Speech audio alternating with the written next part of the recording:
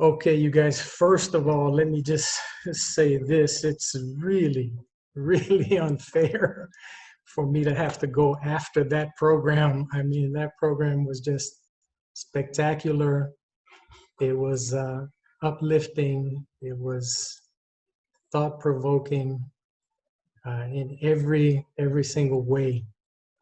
And so it's really hard to follow that up, but I'm going to do my best. And it's a pleasure always for me to have a chance to share some thoughts on gender equality because it's a topic that's very important to me personally. I'm not an expert. I'm just a man who believes in this issue and is on a journey striving to learn and grow and figure out how to contribute to advancing the equality of women and men. But I'm truly excited because this subject has so many possibilities, and these possibilities come from us striving to make changes in our consciousness and understanding.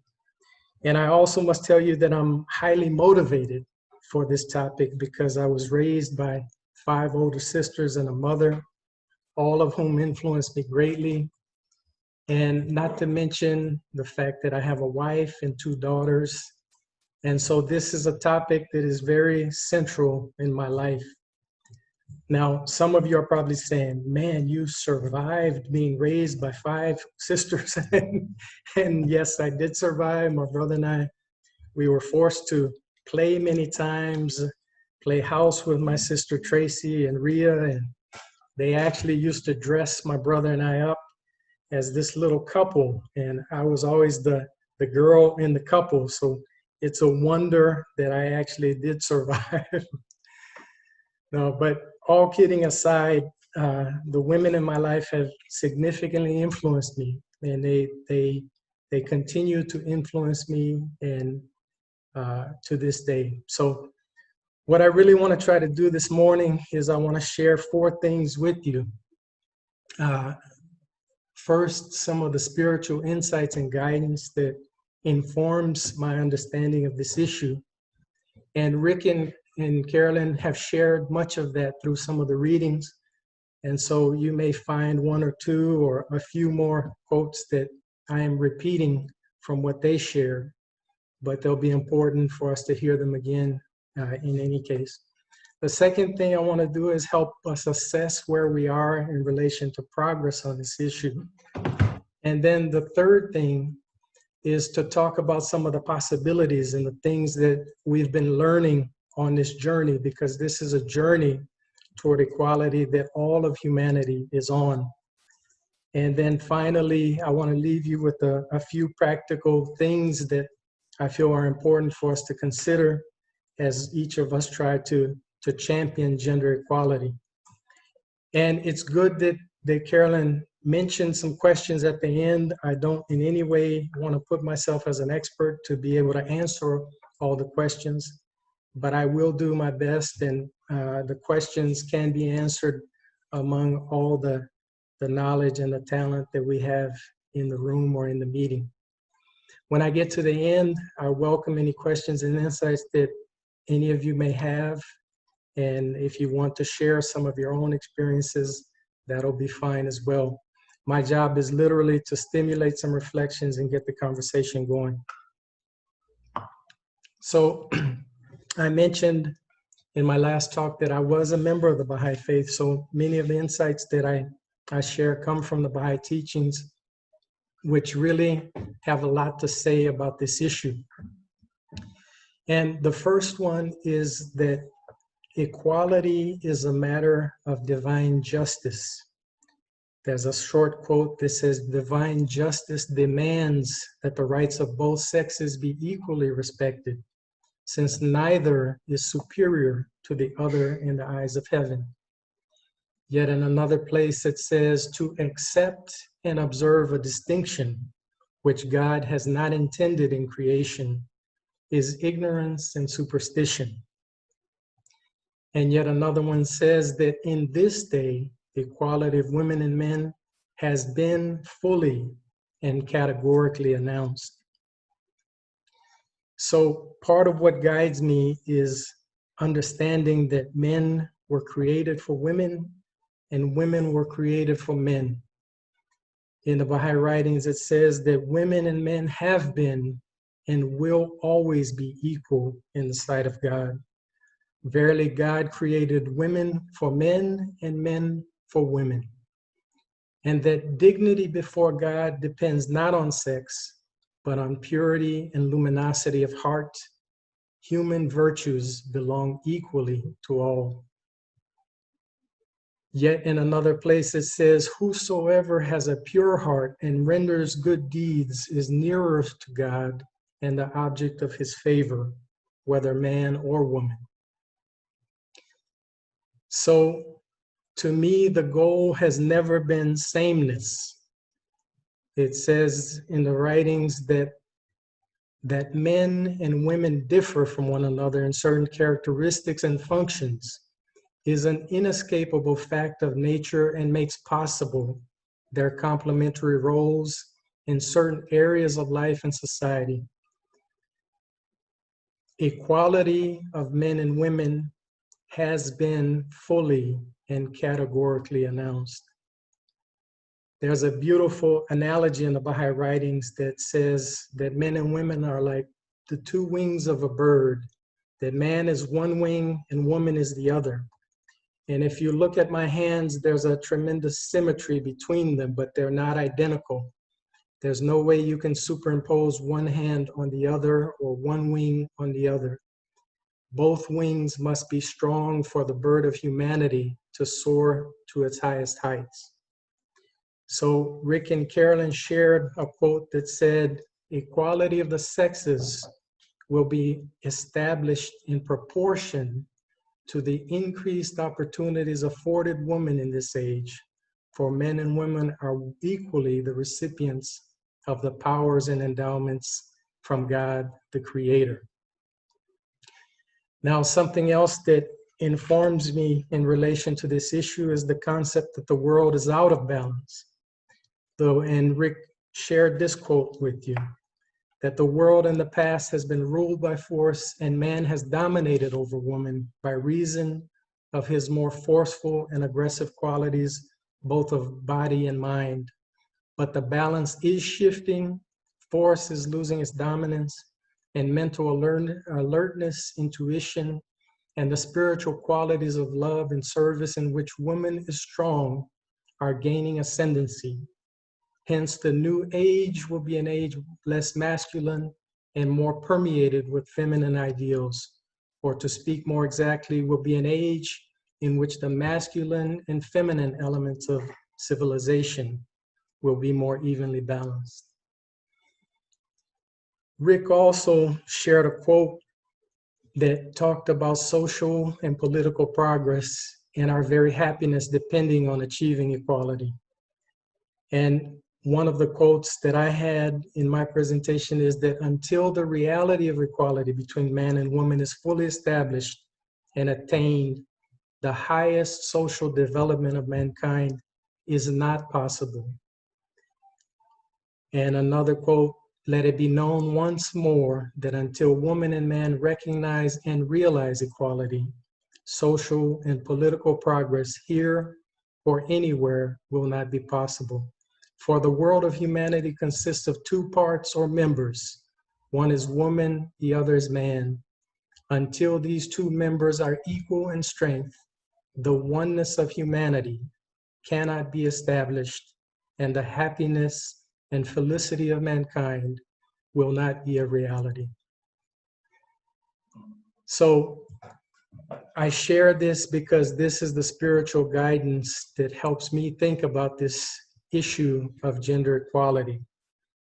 And when we help assess where we are in relation to progress, it's clear that despite the widespread acceptance of gender equality in principle and the advancement, as Rick mentioned, of political and civil rights for women in many countries, full equality has not been achieved, and we are far from it. Rick mentioned the systematic oppression of women is a conspicuous and tragic fact of history. that oftentimes women were restricted to narrow spheres of activity in the life of society, that they were denied educational opportunities and basic human rights, that women have been subjected to violence and frequently treated as less than human, and in many cases prevented from realizing their full potential. This is true in virtually every society in the world. And all I have to do is just think about my mother-in-law, Jan Morby, who came from a normal British family, and they had 2 kids in the family. And when Jan got to the 8th grade, the family decided that they could no longer invest in her education, that whatever resources they had, it was better to invest in the education of her younger brother, who was a boy, obviously.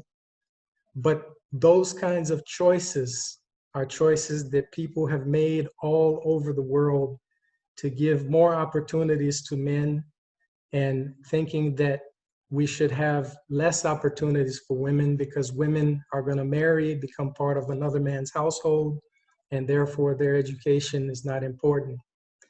So this is part of some of those age-old patterns of subordination that are reflected in culture, reflected in literature, and many other spheres of human endeavor.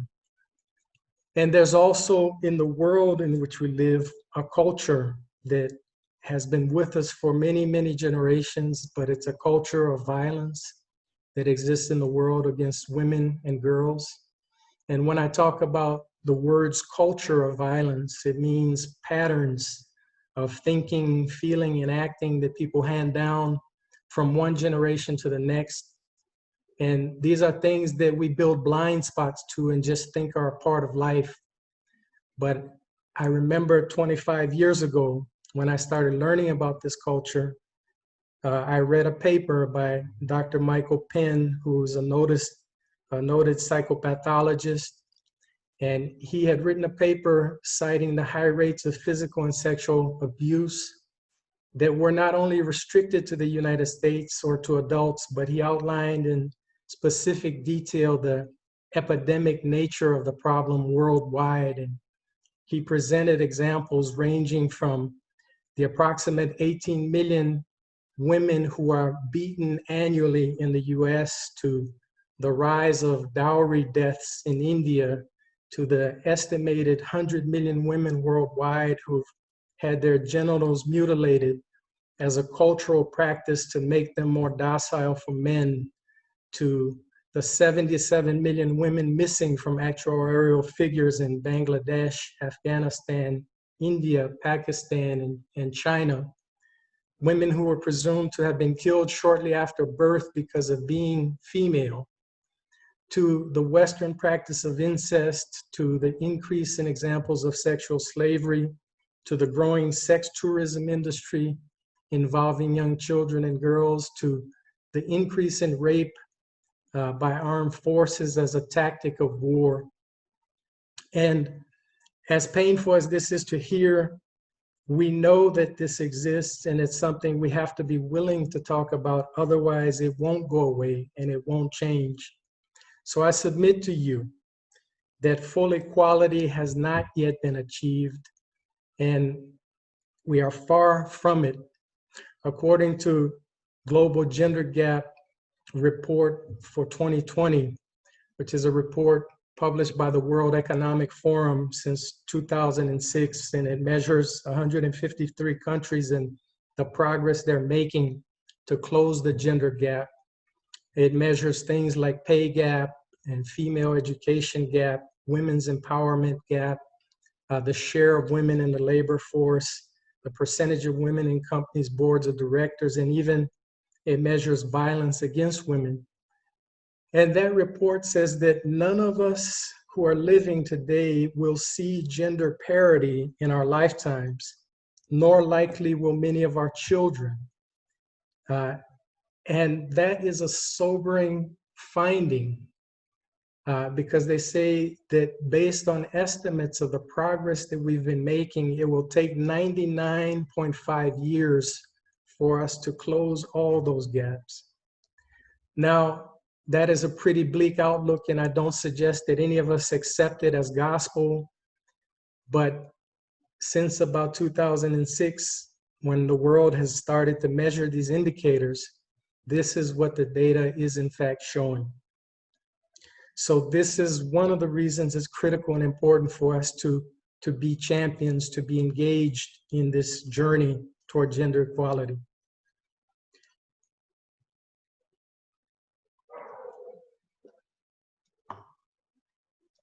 Now, as I go to the third part of my talk, I want to talk about the exciting possibilities and the things we're learning in this journey, because we are making progress. We need to make much more, but this gives me energy because it's all about the possibilities of how we liberate ourselves, how we liberate each other through this quest for emancipation. We've been learning over the years that people hunger for work cultures and environments that are much more permeated with traditionally feminine qualities of nurturing and encouragement, cooperation, service, and love.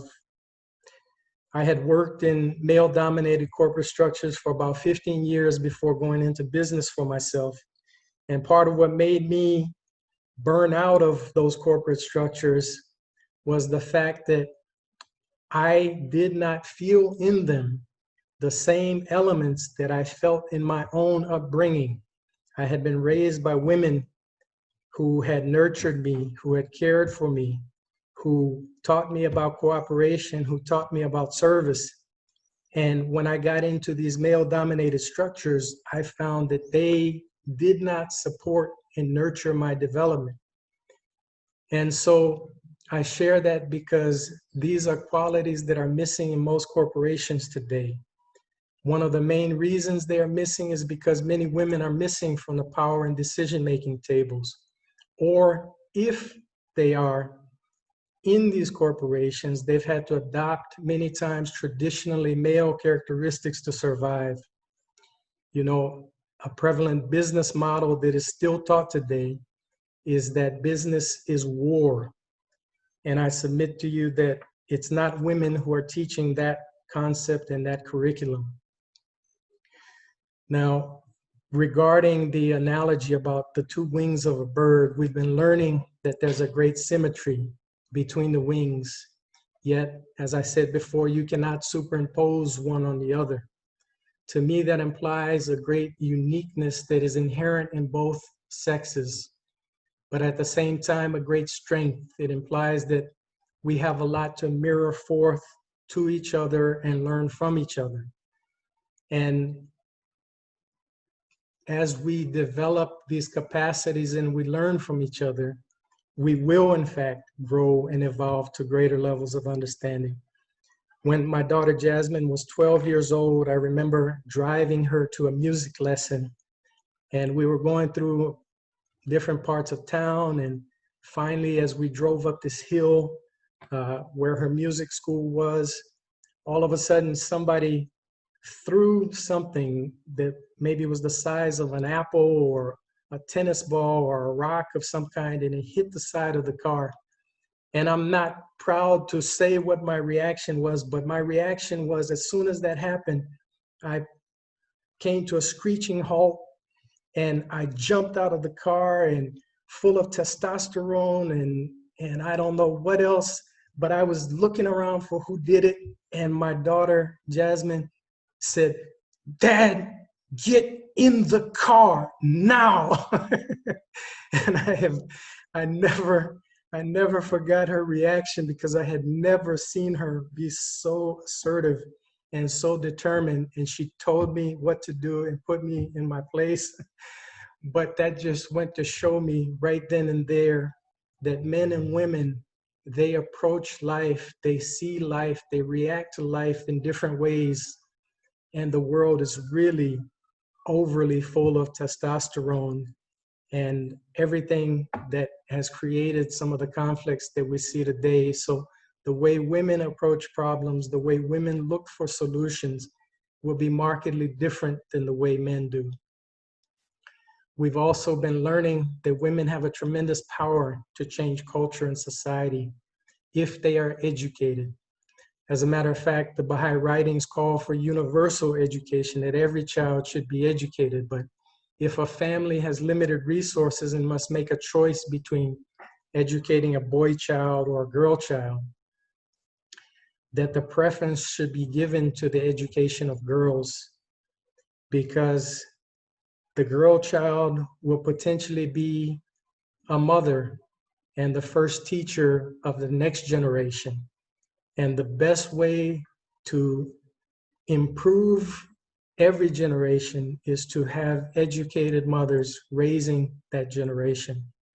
Not that it's the responsibility of women alone to raise children, but a woman is the first teacher of the next generation. And I tell you this because my mother was one of these educated women, and she was deeply aware of her power to impact and shape the society. And she raised her sons to be mindful of the issue of equality and committed to this issue. She spent time cultivating values and making sure that we understood and saw things in a different life, and that we could become part of a new generation of men. It's exciting too, because we've been learning that men have a great capacity to be nurturing. And indeed, it's a capacity that many men long to develop, but they don't always know how, and society doesn't necessarily always allow them. But we know this, that men can be nurturing, and they have to be nurturing for us to change the world. One of the things my mother used to do with my brother and I is she used to have us on each side of her and put us to bed many times.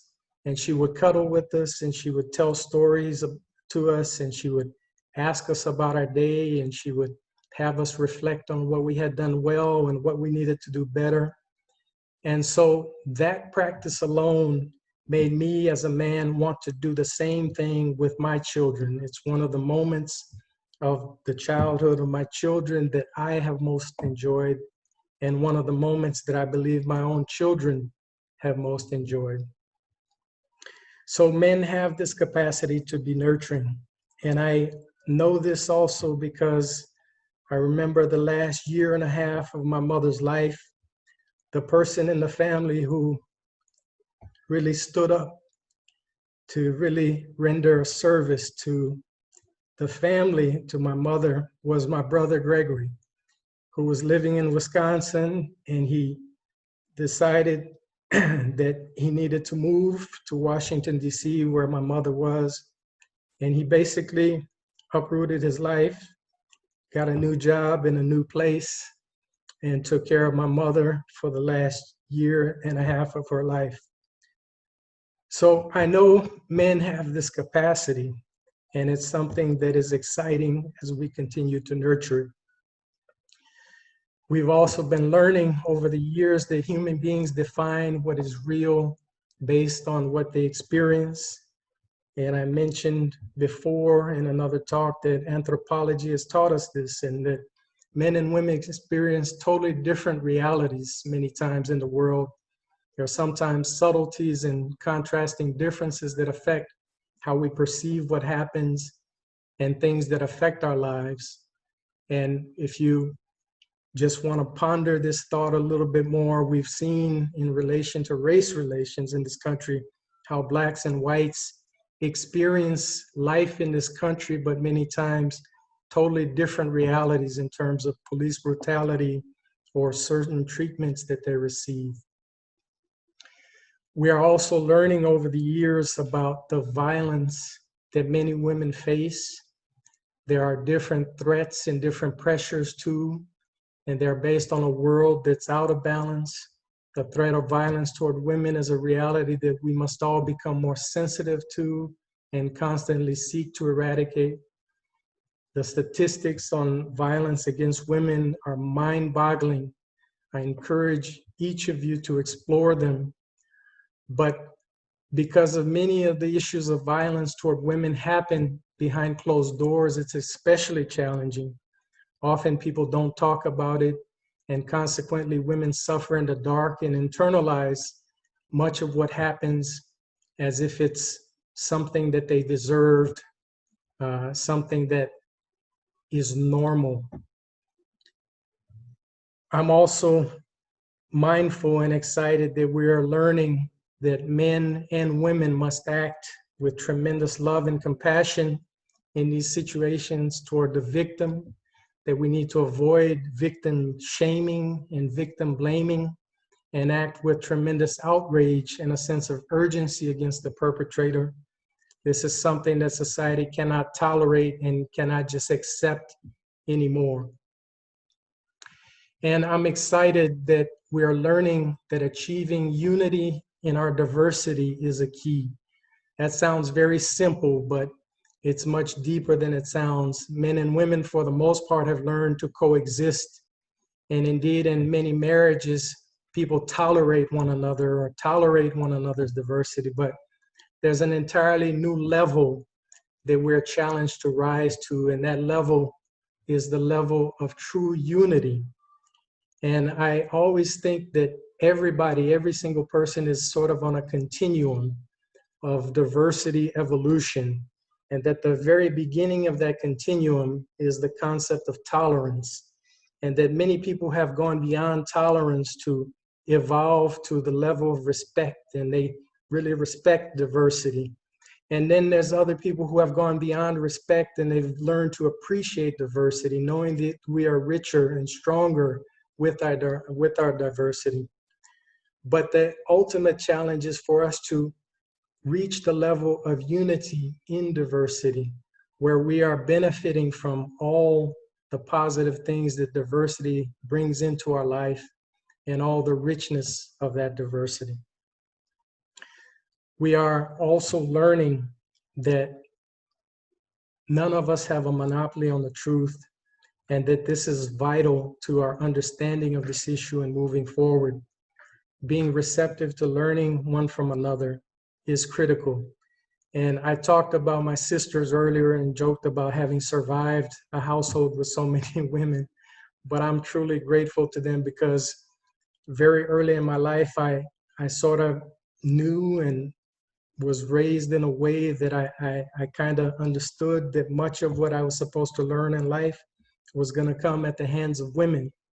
So that's facilitated all my relationships with women ever since my childhood. And I appreciate that. And I'm also excited because we're learning that being able to consult is critical without feeling like we have to win. Couples today are being willing to talk about the changes that we're going through and the changes that we need to make, and being able to talk about what is just and fair in our relationships and our marriages. That is a critical thing that is evolving and needs to continue to evolve, because most of the unpaid work in every household is still done by women in society. Even though many women work outside the home, they still wind up doing the majority of the work inside the home.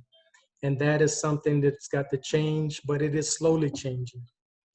We're also learning to have a sense of humor about where we are and some of the things that we've still got to change. And we're learning and understanding that none of us, at least of all men, are fully sure or confident about where we are trying to go.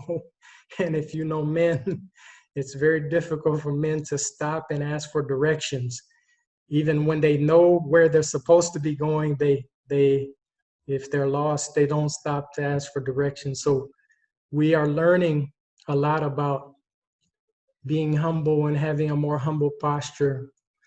And we're also learning a lot about how to more effectively communicate. I heard a joke a number of years ago. I don't know if Carolyn told me this joke or not, but it was a joke that said, if you want to have a woman understand you, put the phrase, I feel, in front of everything you say. And if you want to have a man understand you, put the phrase, I think, in front of everything you say. Anyway, we're learning a lot, and we're learning that it's not easy, and we must love each other as we travel this road. We're all influenced by the world in which we're born into, and we're all having to change, whether we like it or not. The needs of the age demand that change. And it's also impossible for us to live in a sexist and a racist society and not be affected by the water in which we live. So there's no time to feel guilty. It's just an understanding of we live in this water and we've got to overcome it. We've got to make a change and move forward. So we're learning that the process of change is slow and that time is a neutral force and that conscious efforts must be made to replace the old with the new.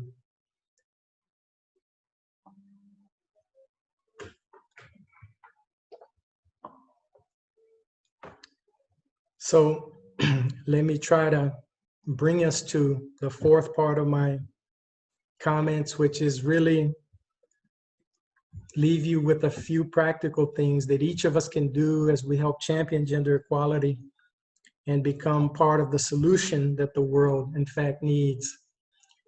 And the first thing I always say is to check your sense of reality versus your ideal reality.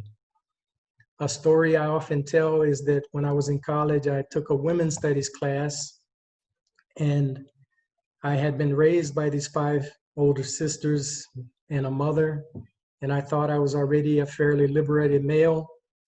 And so I thought I'd take this women's studies class and learn more about the issues. But there was also the incentive that there were actually 300 women in the class and only about 10 guys. So I thought it was a good place to meet women. But I did have the motive of learning more about the issue as well. But I kid you not, it was not a male bashing class. It was a class that was called Women, Social Institution, and Social Change. Institutions and Social Change. And every day that I came into class, the instructor, she shared many of the statistics in the world about how women are dealt with, how women are treated, patterns in language that are negative toward women, elements of society that are favored in light of men. And then we also explored the culture of violence that exists in the women in the world against women and girls. And every single day I was confronted with what women really do experience in society and the world. And I kid you not, every day that I went to that class, I kept slouching down further and further in my chair, and it became more and more difficult to listen and to hear, because I had been raised as a Baha'i with this teaching of the oneness of humanity and gender equality. And I believed that ideal principle, but then I was confronted with the contingent reality of how the world really was toward women and girls. And when I was confronted with that, my sense of reality was shattered, and I realized that for me to be part of the solution, I have to do something different. I have to really think about elements of privilege that I experience as a man. And just as there is a concept called white privilege, that many advantages which white people in society experience just because of being white, there is a tremendous amount of male privilege that men experience in society just because of being men. And the entire world is dominated by men, and it's created for men, for the success of men, and for the perpetuation of that success. And so we really need to check our sense of reality and understand that there's a long way to go toward progress. A second thing that is critical toward progress in my understanding is that we all need to stand up and be counted. Just as whites need to stand up and be counted on the issue of racism, men need to champion the cause of equality. And when we see injustice, we need to film it, we need to complain about it, we need to say it offends me, we need to call a spade a spade. I know that many times men hear sexist jokes and it makes us uncomfortable, but many times men don't say anything.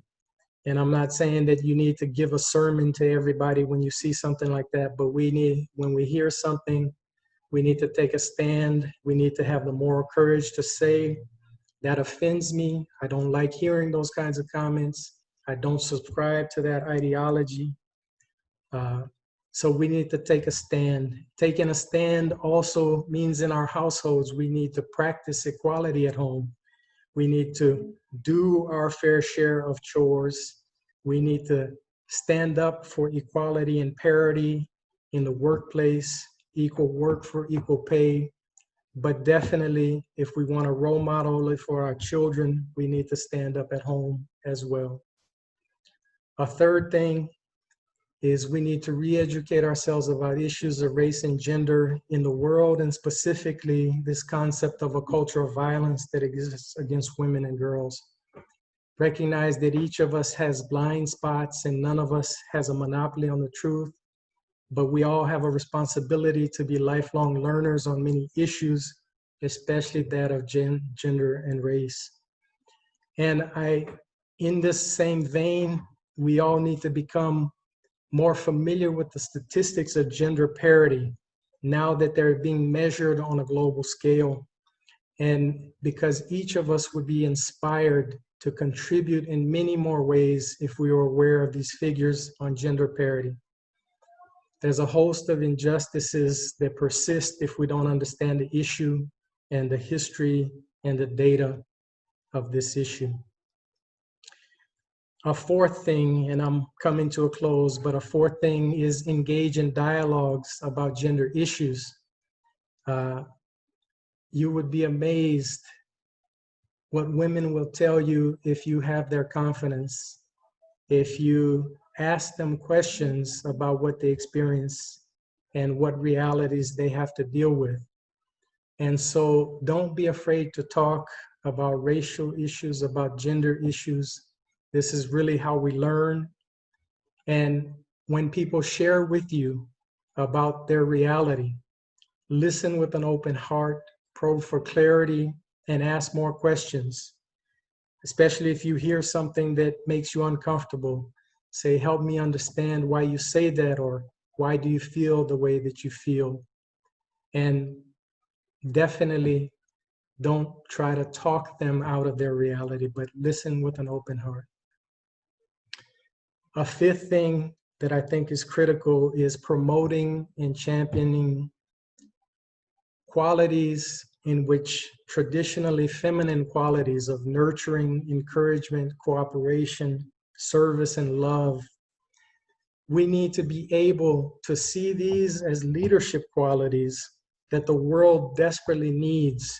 You know, there's a traditional model of leadership that typically looks like a white male who's somewhat aggressive and, you know, supposedly knows everything about where he's going and doesn't ever say I'm sorry or doesn't apologize.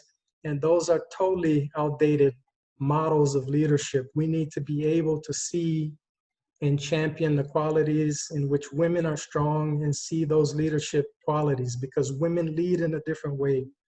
We need to teach our children to see and value those qualities. Jack Ma, who is the ex-CEO of Alibaba, which is a company that is bigger than Amazon, I remember him telling a story about why he hired so many women in his corporation, because more than 50% of the workforce of Alibaba were women. And Jack Ma specifically talked about women have a greater sense of service than men. They cooperate better, they cooperate more effectively. They offer encouragement and nurturing and love in different environments. And those were qualities that he valued based on the mother that helped raise him. So we need to champion these qualities in which women are strong, and we need to raise our sons in a way that they too champion those qualities, and our daughters in a way that they know those qualities are important for the world to change.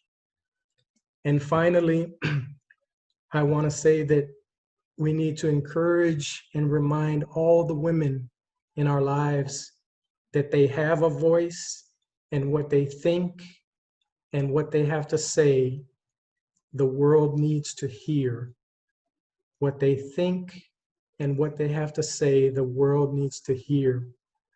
I was watching an interview that Ellen DeGeneres did with David Letterman on Netflix. And Ellen, she opened up about an issue of being abused as a teenager by her stepfather. And it was a painful issue to talk about, but she opened up because she said that for so many years as a woman, she felt that she never had a voice or that her voice didn't count. And even when she spoke up about that issue to her mother didn't believe her. And the issue got swept under the rug. And it was only when Ellen received the Presidential Freedom Award from President Obama that she began to see that she really did have a voice and that she was a courageous person, because up until that point, she never saw herself as a person who had a voice or a person who was courageous or a person that the world needed to hear from or a person who had a lot to share with the world. And only when she finally got that recognition did she reflect that she truly had a voice. And so she opened up about this issue because she wanted every girl in the world to know that they have a voice and they have something to say, something to share. Now, Michelle Obama is another woman, powerful woman, who has a voice and has so much to say. And one of the things that she has often shared is the importance of us at our dinner table with our families, making sure that we let our girls know and our boys know that they have something to say, that we want to hear what they have to say, that the world needs to hear what they have to say. Think about women like Oprah. Think about Michelle Obama. Think about all these powerful women that have had so much to say in recent years and how much the world has benefited from hearing what they have to say. So in closing, let me just say this. I want you to hear the voice of one of my amazing sisters, Rhea Harmson, who is an accomplished poet and writer and social activist. And she really is amazing. But you know that oftentimes poets and writers are never recognized during their lifetime. But Rhea, we recognize you. We know how amazing you are. And the books you've written and the poetry you've written will continue to shape future generations. So I want you to hear a poem she recites that is called The Clothesline Project. It's about an exhibit that she saw one year when she and Carolyn were out visiting my mother in Washington, D.C. and helping to care for her. And there's an NGO that was founded in 1990 called the Clothesline Project that began to call attention to the issue of violence against women and girls. And so when Rhea and Carolyn were out in DC during that year or during that time, they actually went and saw this exhibit, and it had a profound impact on Rhea, and she wrote a poem about it that I'd like to close with before we open up the floor for any discussion and dialogue. I could not sit still after what I saw. That trip to DC in the spring, the Cherry Blossom Festival, and the Clothesline Project displayed on the green. The air was warm and dry. The sun shone on the faces of the tourists. That mile of green that stretches from the Lincoln Memorial through the Washington Monument all the way to the Capitol was littered with pilgrims. Masses of infinite diversity, rubbing shoulders, happy to be there, carefree.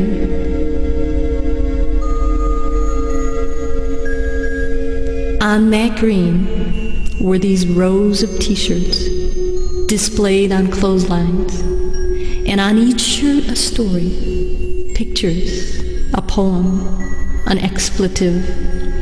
haunting by virtue of its ugliness, its truth, and its violence.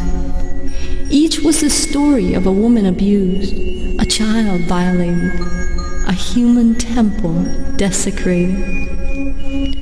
T-shirts now branded in my memory, color-coded for each crime. Pink and red for rape victims, yellow and beige for the battered and assaulted, green-blue for the abused, molested children, and white in memoriam of the silent women dead by the hand of a husband or boyfriend. A T-shirt with stick figure woman and children saying, "Your children's life begins when you walk away." While another said, "Don't ask why she stayed. Ask why he battered." "No more," said one bruised woman's blue shirt. "Never again," said a red shirt rape victim. Arabic characters I could not decipher on a white shirt with a graphic depiction of female genital mutilation, that obscene cultural ritual performed to ensure a girl's chastity.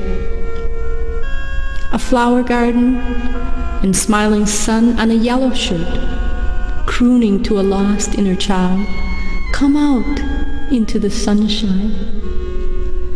A gun, a badge, a man's face on a shirt that said, "Upstanding citizen, pillar of the community, police officer, dad, destroyer of my soul, rapist. Why did you do it, Daddy? I was only 9 years old."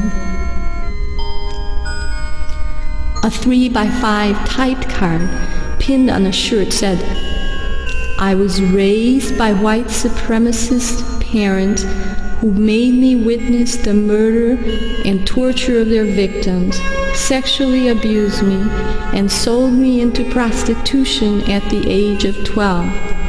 I have survived." I did not know it was possible to survive against such odds.